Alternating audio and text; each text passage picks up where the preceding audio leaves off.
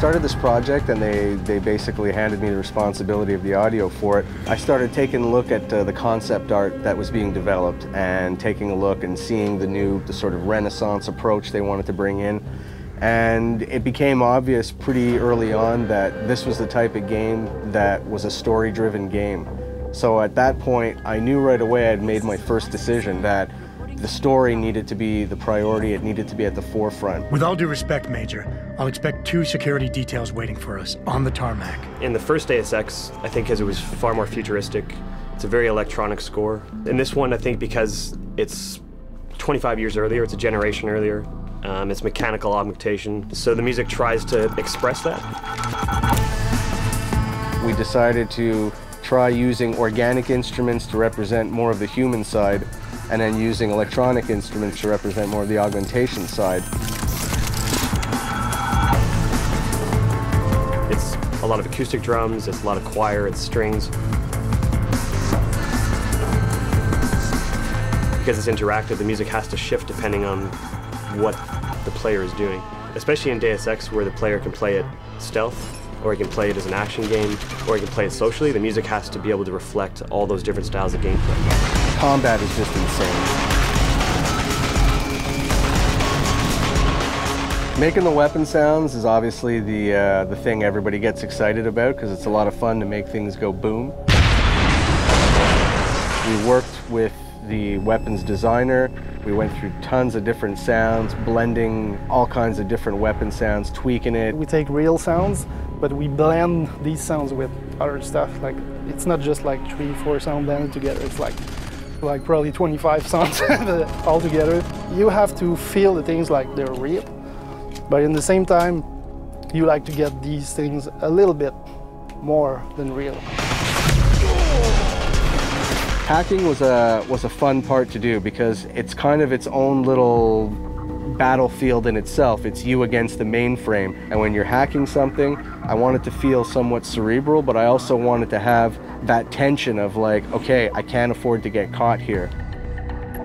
We had a lot of ideas on how to work the stealth side. We used distances to decide at what point we wanted to start hearing people. Someone's running. At what point did we want to start stressing the player out with the fact that they've got enemy guards approaching. And in the end, I think we found a recipe that worked really well and creates a really cool experience. We know someone's here. Keep looking. It's a heavy game, it's dense, there's a lot of story, there's a lot of conspiracy, there's a lot of characters in the game. That means the emphasis needs to be put on the people telling the story, and in this case, the actors. It is a time of great innovation, technological advancement. The thing about playing Adam Jensen is tricky because as an actor, when you play anything like film, television, or stage, what you do is you justify everything the character does. You have to. I found your attack dog in the factoring labs.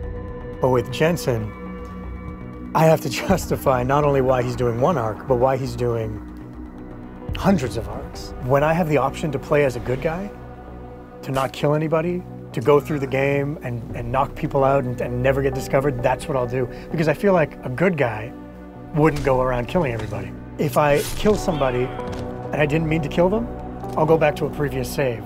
And I'll be like, okay, no, I'm going through without killing them. To get the game immersive, I played it in a subtle way so that you can imprint your emotions onto the character. What are you talking about, Malik? What we needed was not so much music as it was more emotional support for the story. So whatever environment we're in, if we're in Detroit or we're in Shanghai, is trying to bring elements of that environment into the music. Street musicians that you may hear walking down the street are all incorporated into the score as well. You have to give a special color to the game.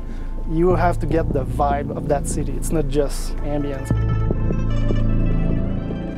We've also got sounds being triggered at different intervals as you walk because that's what makes it feel realistic.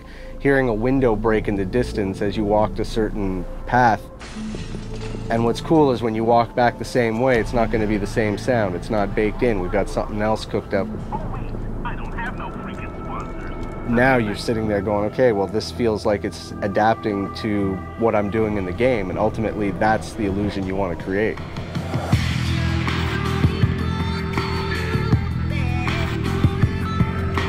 My philosophy on good sound design, I've often compared it to to trying to send somebody into a deep hypnotic state, and you're going down layers and levels of states, and the better it's done, the more your brain starts to release and give in and let you go into that sort of hypnotic state of playing the game.